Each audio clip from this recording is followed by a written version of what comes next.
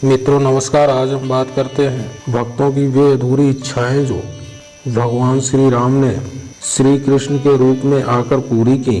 भगवान श्री राम मर्यादा पुरुषोत्तम हैं तो श्री कृष्ण लीला पुरुषोत्तम।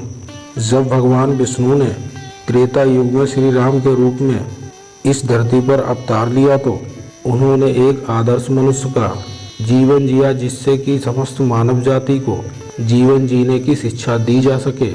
श्री राम ने कभी नहीं कहा कि वे भगवान हैं, उन्होंने हमेशा यही कहा कि वे एक साधारण मनुष्य ही हैं और उन्होंने अपने पूरे जीवन काल में जो कार्य किए हैं वे सभी कार्य कोई साधारण मनुष्य भी कर सकता है यदि वह पूरी तरह से श्री राम जी का ही अनुसरण करे। श्री राम जी ने कभी भी किसी भी परिस्थिति में अपनी माया का प्रत्यक्ष प्रयोग नहीं किया, युद्ध में भी सुदर्शन चक्र का इस्तेमाल नहीं किया। उस समय न जाने कितने देवी देवताओं, ऋषि मुनियों और सिद्ध नारियों ने उन्हें किसी न किसी रूप में पाने के लिए कठोर तप किया। किसी ने उनकी माता बनने का वरदान मांगा तो किसी ने बहन और संतान बनने का, किसी ने प्रेमिका बनने का तो किसी ने पत्नी बनने का। तब श्री राम ने उन सभी को वचन दिया कि इस जन्म में तो उन सभी मर्यादाओं का पालन करना है, लेकिन जब वह द्वापर युग के अंत में फिर से इस धरती पर आएंगे तब सभी की हर इच्छा पूरी करेंगे।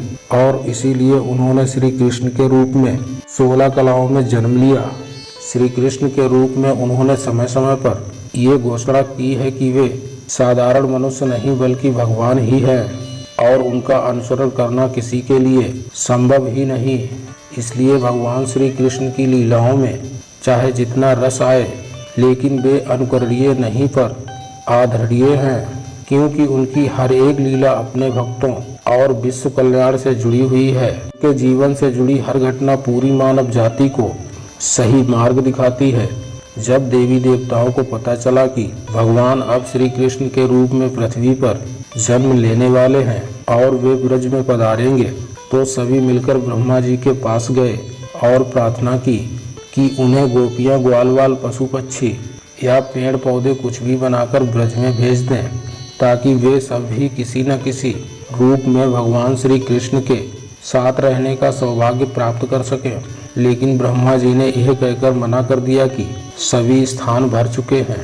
ब्रह्मा जी ने कहा बड़ी संख्या में गोपियां और ग्वालवाल जन्म ले चुके हैं, लाखों गायें बनाई जा चुकी हैं, खूब सुंदर सुंदर पेड़ पौधे, मोर, पशु पक्षी आदि भी बनाए जा चुके हैं और अब ब्रज में और कुछ भी बनाने के लिए जगह खाली ही नहीं बची। तब सभी देवताओं ने ब्रह्मा जी से कहा कि वे उन सभी को ब्रज की रेत ही बना दें ताकि श्री कृष्ण के चरणों से वे सब अपने आप को पावन कर सकें। इसीलिए ब्रज की मिट्टी भी इतनी पवित्र मानी जाती है।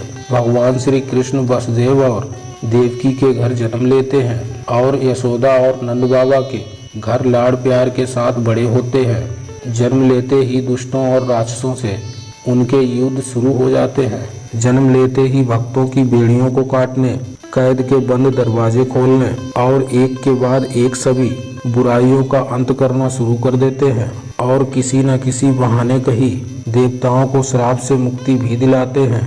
घर घर माखन चुराते हैं और गोपियों से कभी डांट खाते हैं तो कभी प्रेम से उनकी गोद में बैठकर माखन, इस प्रकार हर गोपी को अपनी माता होने का सुख दे देते हैं।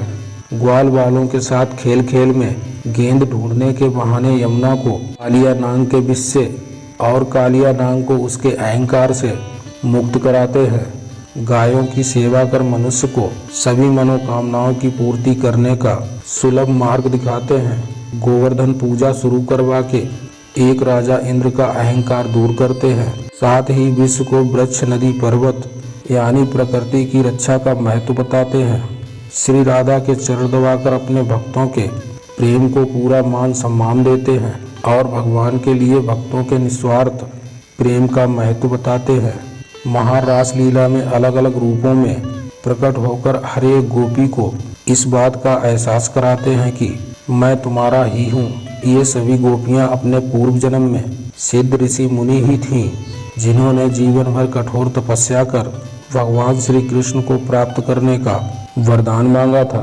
ब्रज के हर एक कण कण में लिखा है श्री कृष्ण का नाम, जहाँ उन्हें चारों तरफ केवल प्रेम ही प्रेम मिला। और इसीलिए भगवान श्री कृष्ण का ब्रज से एक अलग ही नाता है। उन्होंने ब्रज में रहकर अनेक लीलाएं की। उसी ब्रज के निस्वार्थ और प्रेम भरे वातावरण को छोड़कर राजनीति, स्वार्थ और युद्ध के संसार में आ जाते हैं भगवान, लेकिन वे तनिक भी विचलित नहीं होते। अपने भक्तों के कल्याण के लिए सभी तरह के कार्य करते करते चले जाते हैं। दुष्ट कंस का वध कर अपने माता पिता की सेवा में लग जाते हैं। जब बात अपने गुरु के सामने जाने की हुई तो एक आदर्श छात्र के सभी कर्तव्यों को बखूबी निभाते हैं। गुरु दक्षिणा के रूप में आचार्य संदीपन के मृत पुत्र को भी फिर से जीवन दान देते हैं।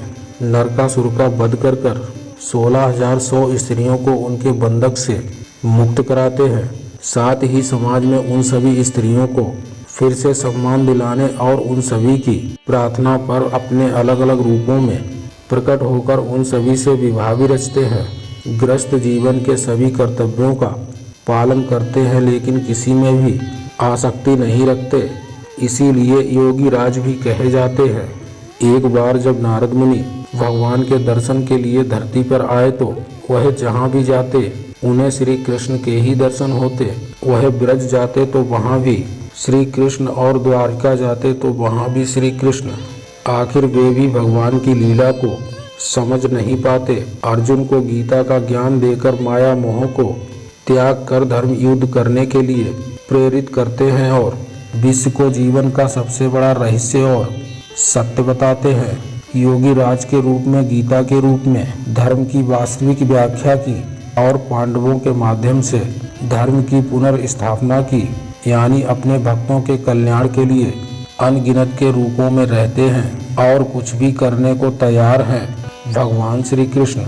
मित्रों, मैं आशा करता हूँ आपको ये वीडियो पसंद आई होगी। पसंद आई हो तो चैनल को सब्सक्राइब जरूर कर लें और घंटे को दबाकर ऑल पर सिलेक्ट कर लें, ताकि ऐसी रोजाना नई अपडेट आप तक पहुंचती रहे। और वीडियो को लाइक करके नीचे दिए गए कमेंट बॉक्स में अपना सुझाव जरूर लिखें। आज के लिए इतना ही मित्रों, मिलते हैं फिर आने वाली वीडियो में। जय श्री राम।